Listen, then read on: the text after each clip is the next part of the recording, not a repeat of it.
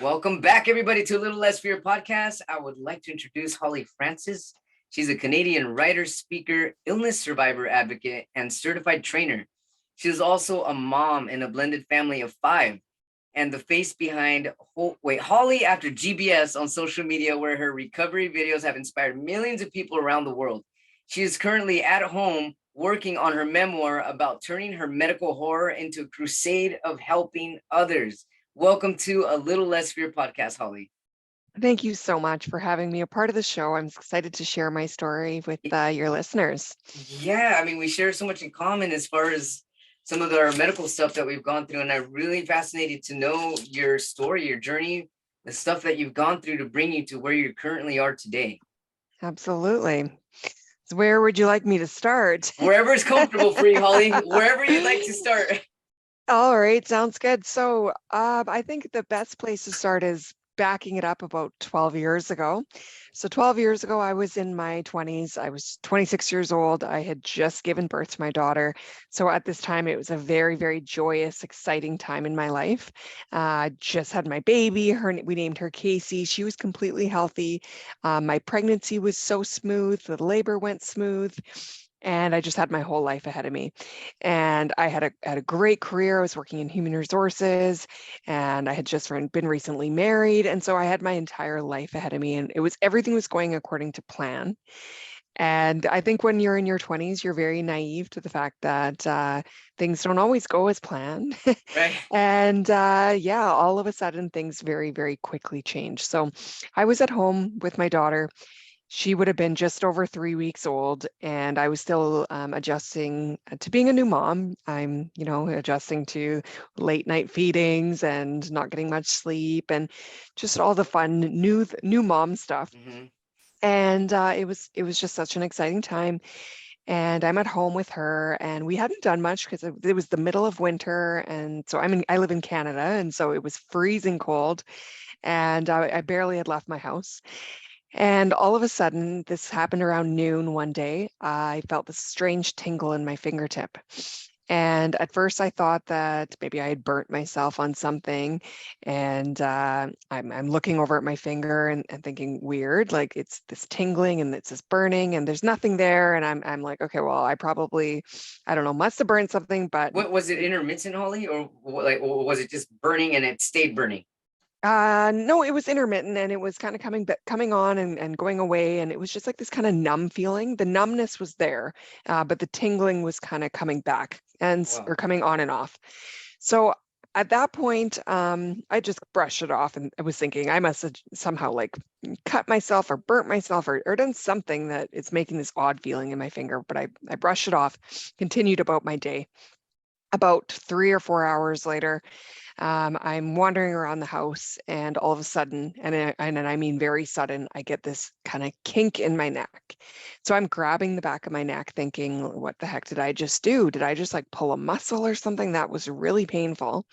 And I'm trying to ignore it. And as the minutes go by, the pain's just getting worse and worse and worse. And it's like this aching throb. So I take some pain medication, and the pain's just getting worse and worse. Oh, wow. And I'm going, what the heck is It wrong was with me? very Like, acute, huh? it was very, very acute. And so Wow. I'm thinking, did I pinch a nerve or something? And so again, just trying to kind of brush it off, thinking I'm sure it's nothing. And then as I'm walking up the stairs that evening, so this is all happening very, very fast within a few hours, I'm walking up the stairs and I'm having a little bit of trouble walking up the stairs. My legs are a little bit weak. My legs kind of feel just heavy. And I'm thinking maybe I'm getting sick. Maybe I'm getting the flu or something. I just feel really run down. And maybe I haven't had a lot of sleep. I'm just adjusting. And so again, just brush it off thinking, you know what, I'm going to be fine. It's not a big deal. Well, the pain just got worse and worse and worse and worse. And I'd taken a bunch of pain meds, and nothing was even helping at all.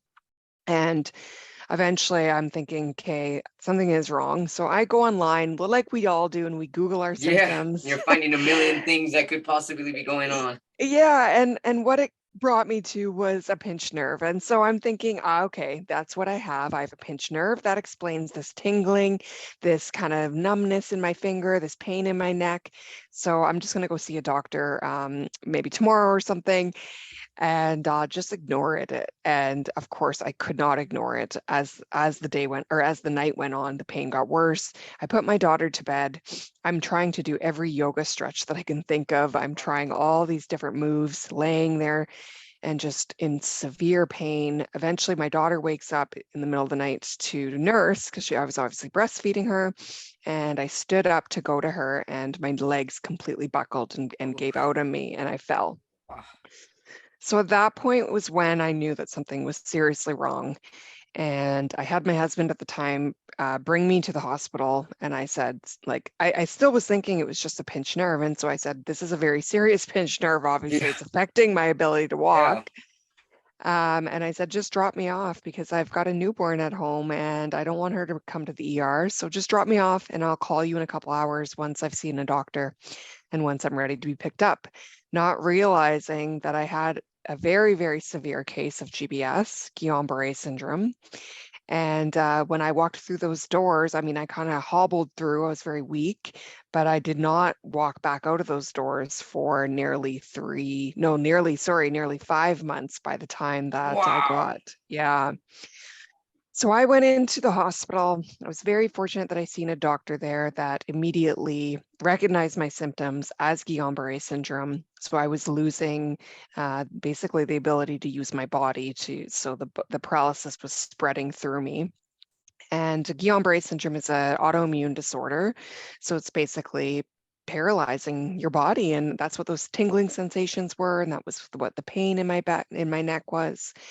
And so he tells me, I think you have Guillain-Barre syndrome. And I had never even heard of that before. Like I said, I'm 26. I'm Yeah. very thinking I'm completely healthy. I've never had any kind of medical issues. And what is the syndrome? I've never heard of Yeah. it before. Can you just give me some medication? I got to go home. I got to get back to my Yeah. baby. Right. And they're like, yeah, no, this is a very serious condition. We just need to monitor you and see how things progress. And my families, they rushed to the hospital. And I'm again still thinking I'm going to be fine and I'm going to get out of here right away. But of course, that didn't happen. And very quickly, the paralysis spread through my body. It spread up through my diaphragm. It affected my ability to breathe, and I was put on a ventilator. So this all happened within 72 hours of my very first symptom. And Wow. I Within was 72 hours, you were on a ventilator? within 72 hours, I was Wow, on a Holly. ventilator. Yeah.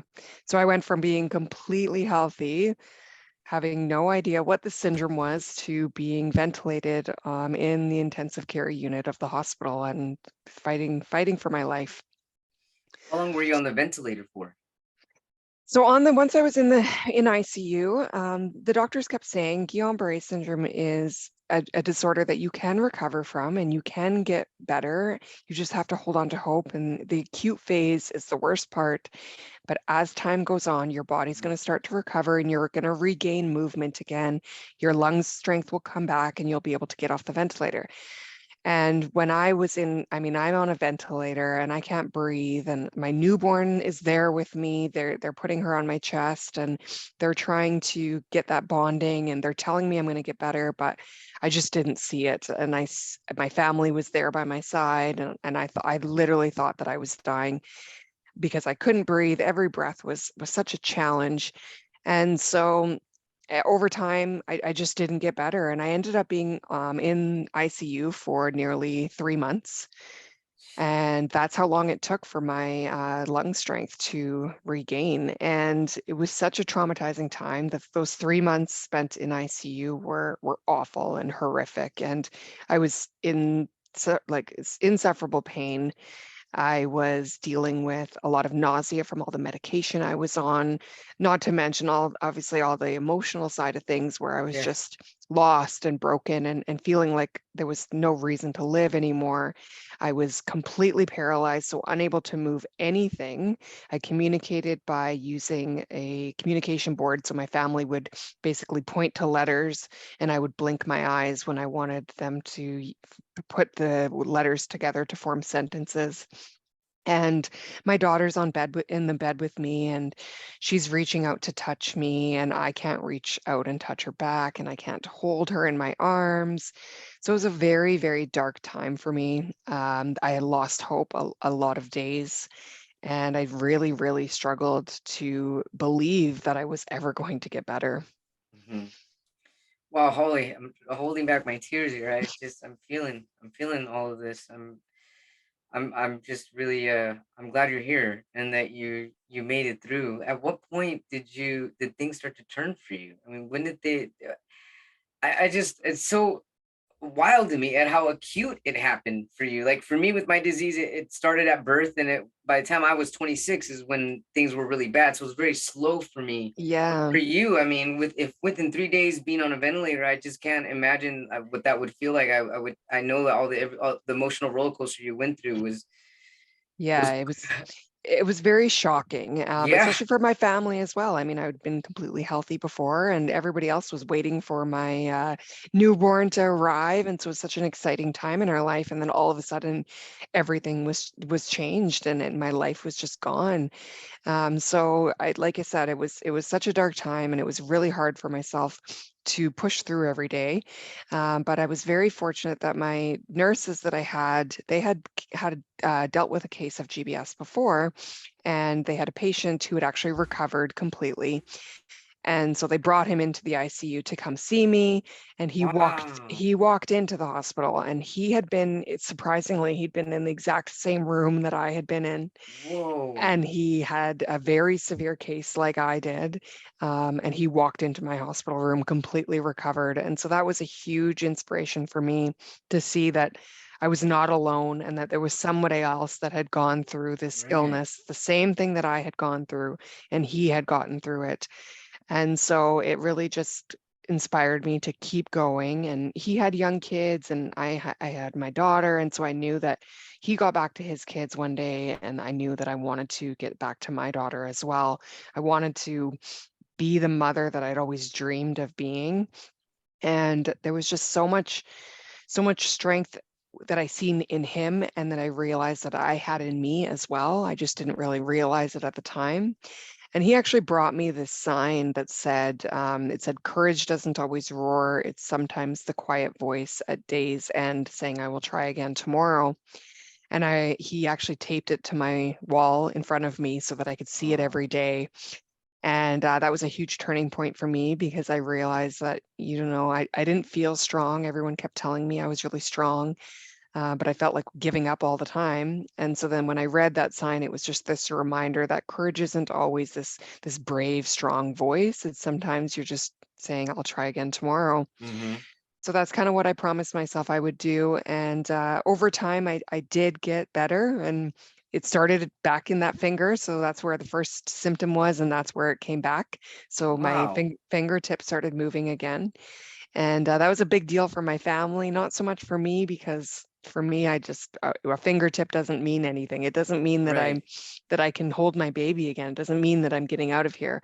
But my family reminded me that, you know what, one small fingertip move is signs that you are improving, and you have to hold on to every single tiny bit of improvement. So mm, whatever it is that you're struggling with, you really got to just focus on those tiny little improvements.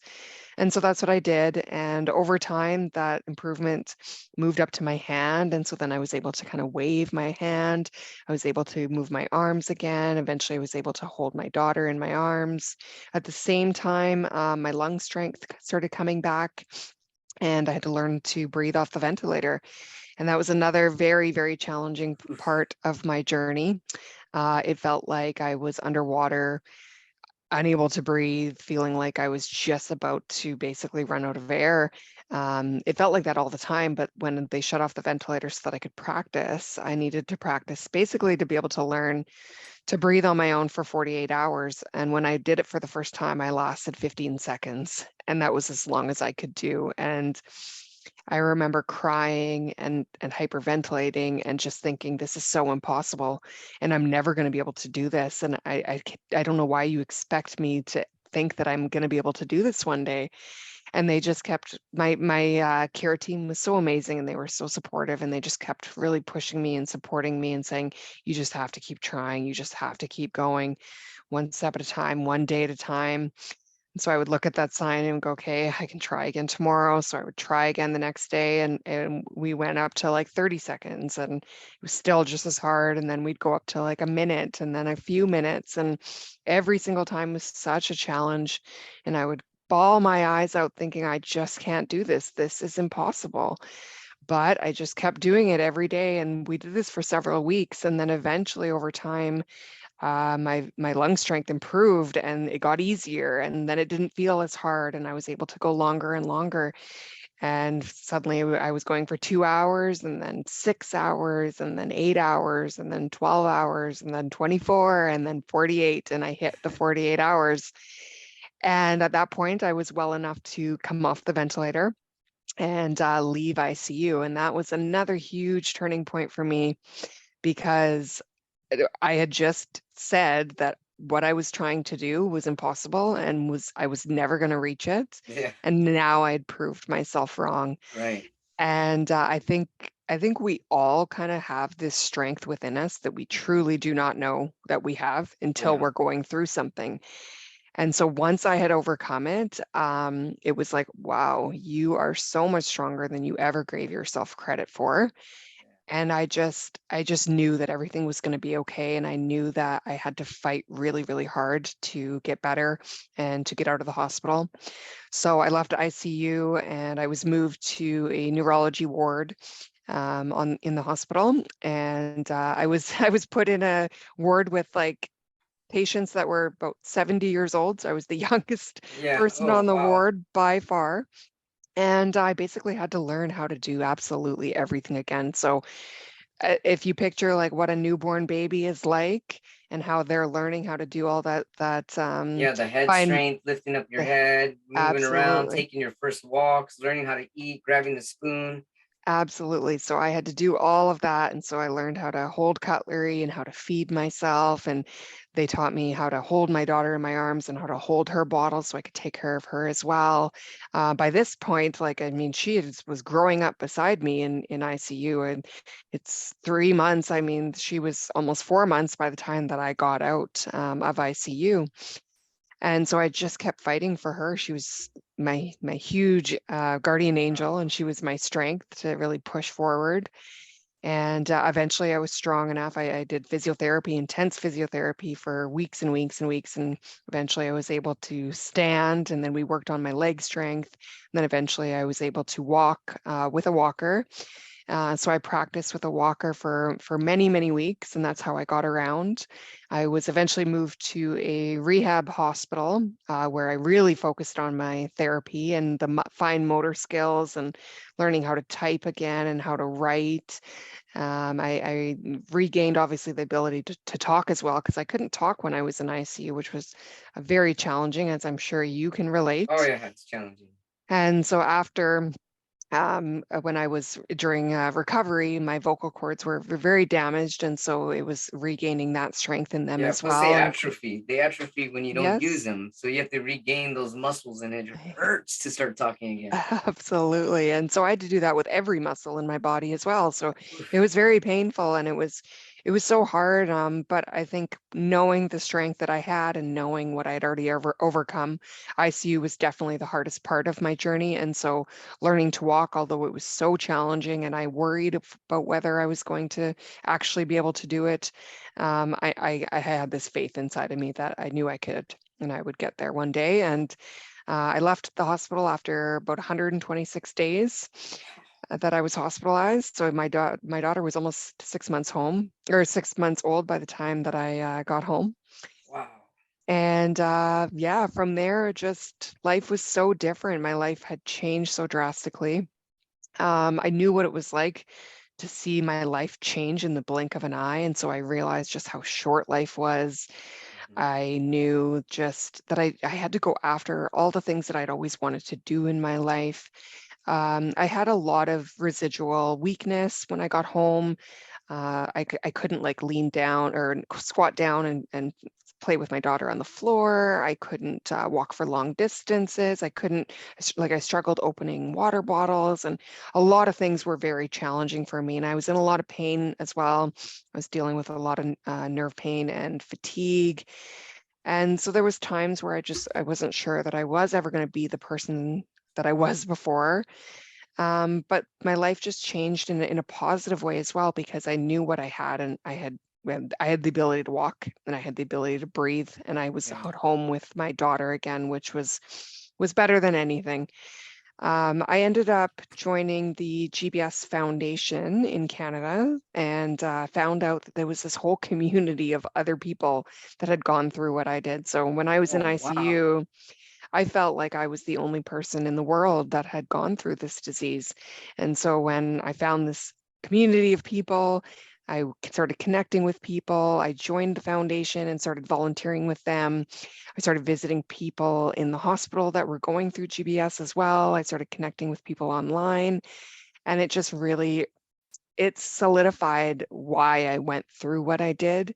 Yeah. And it just reminded me that I had to show others that you can recover from this illness, because when I was in ICU, I didn't believe it for so long, and I wanted to give up so many times. But thankfully that other patient came to show me that there was that hope to recover. And so I wanted to do the same. And so it really has changed my life. I can't even imagine not going through it now. It's definitely made me the person that I am today. And it's just put me on this new path that I'm so grateful for. Wow, Holly, that's amazing. I'm so glad you're here to tell this story. What tell us about Guillain-Barre? Am I pronouncing that correct?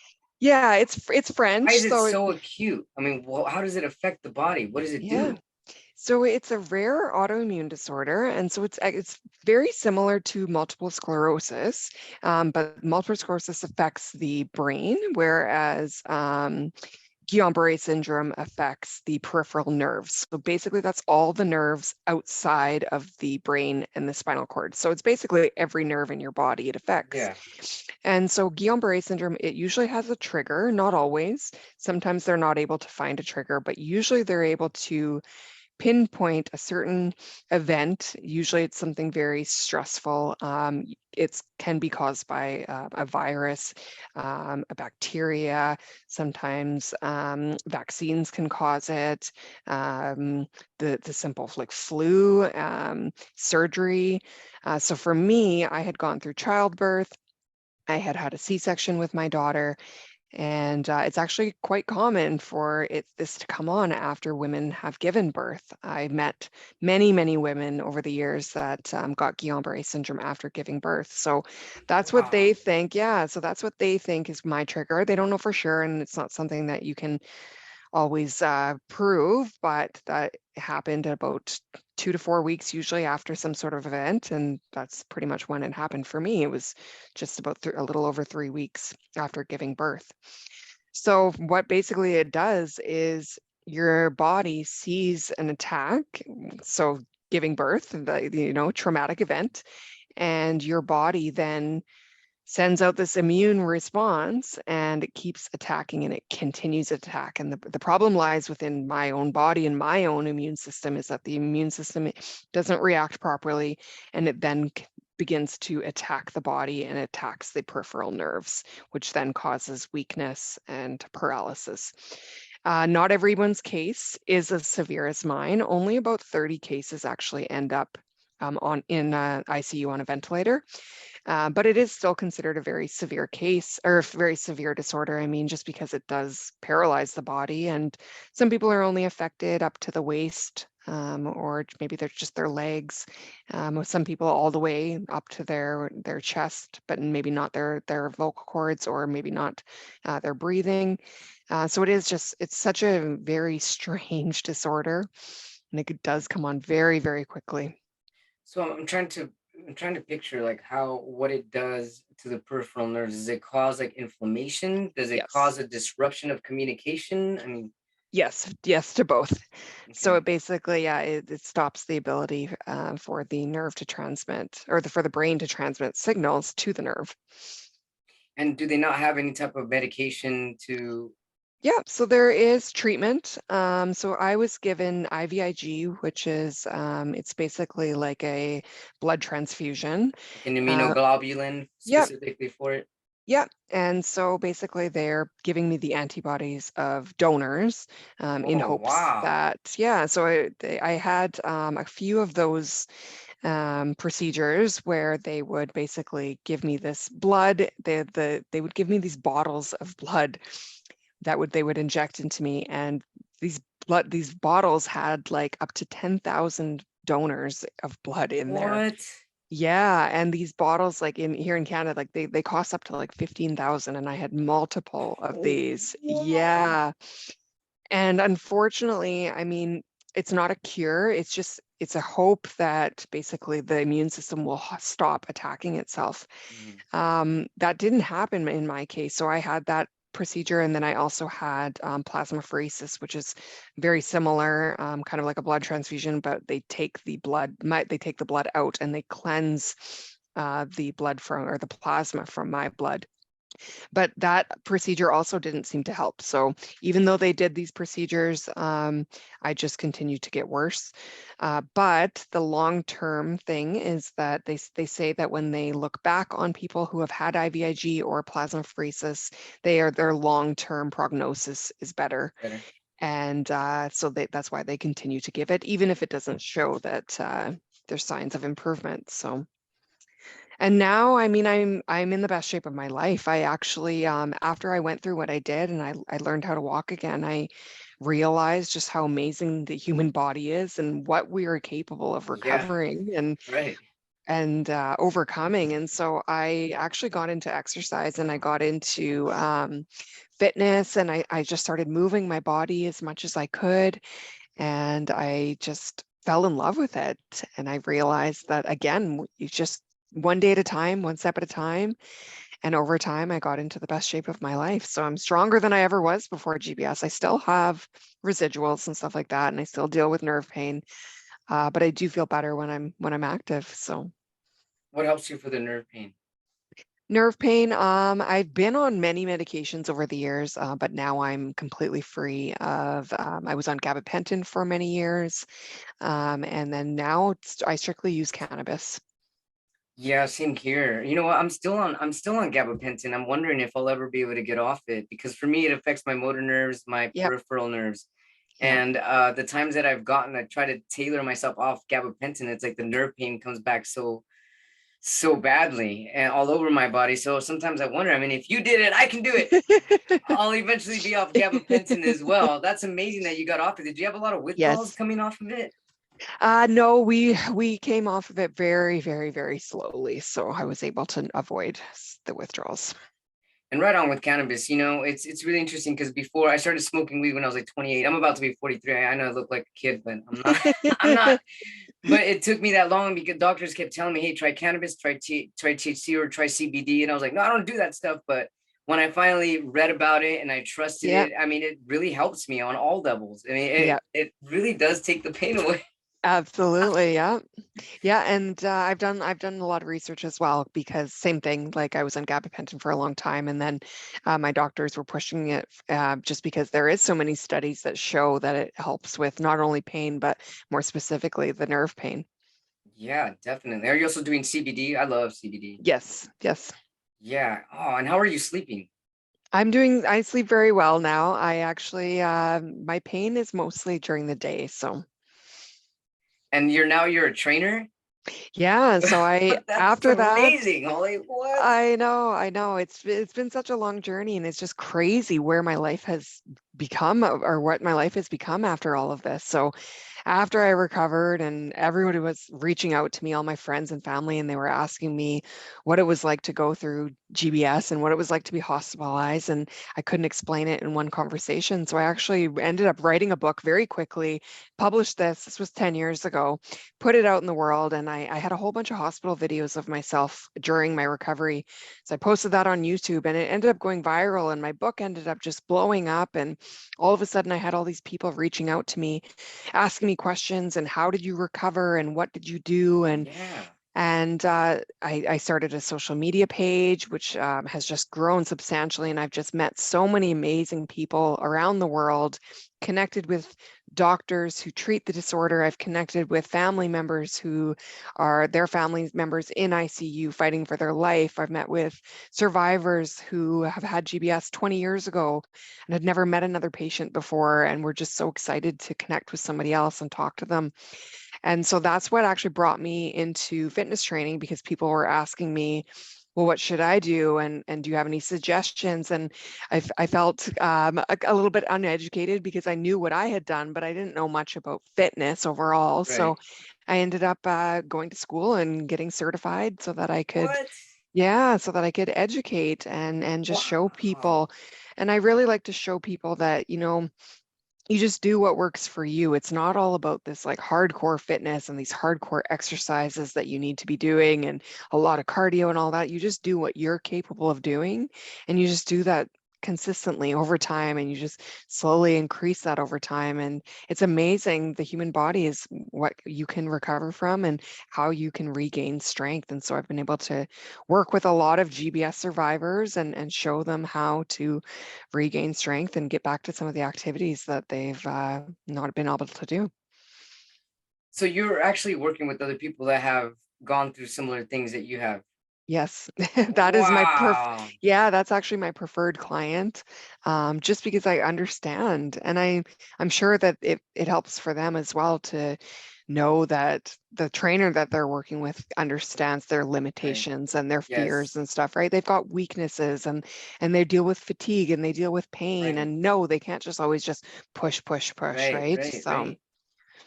That's so important, Holly. I remember when I used to go to the gym, and I mean, I've had excellent trainers, but I mean, if they haven't had paralysis, they haven't lost your nerve ladder, they don't have a feeding tube, or they don't know some of the limitations that are going to push you in ways that are going to actually have you feeling more depleted at the end, and kind of like, who's going to do ex- this for me? And then when you learn to do it on your own, and then now you're helping other people, like they're going to yes, trust you, and then they're going to exactly. excel that much more because they're trusting you because you've been there and you've already have that blueprint. Yes, absolutely. And you probably feel amazing too, like knowing that you're making a difference in people's lives like this. I am, and it's just crazy to just think where I was and how broken and how lost I felt in ICU. And I remember it so well, so vividly. I mean, everyone thinks that when you're in ICU and you're heavily medicated that you don't remember it, but I remember every single detail. And that's why I ended up rewriting my book. So my new book comes out in January, just because so much has happened since the original book went out. Just my life changed, and I got involved with GBS Foundation. I got into fitness training, and it just showed me that, sometimes the bad things happen to you in your life and they put you on this new course, and they end Yeah. up being the best things. And so I wanted to show other people that there is hope to recover. There is hope through the darkest times of our lives, even when you think that you're just never going to get out of it. I think that my story really is living proof. I was in the depths of despair, and then to be where I am now, it's been such a journey, but it's just reminder just not to give up. And with GBS, is there a genetic component to this? Does it run in Uh, your family? no, there actually is not.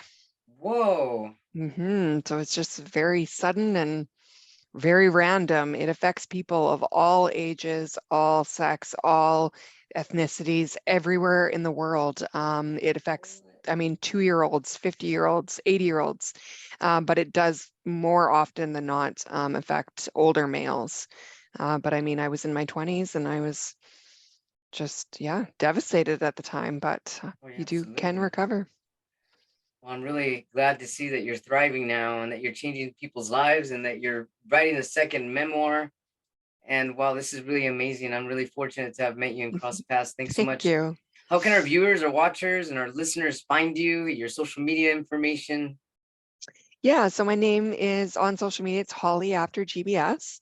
And yeah, that was just kind of a nod that, like, you know what, this was me after I went through everything with GBS. And it was just like this whole new start to my life. And so Holly After GBS, I'm on Facebook, I'm on Instagram, I'm on YouTube, I'm on TikTok.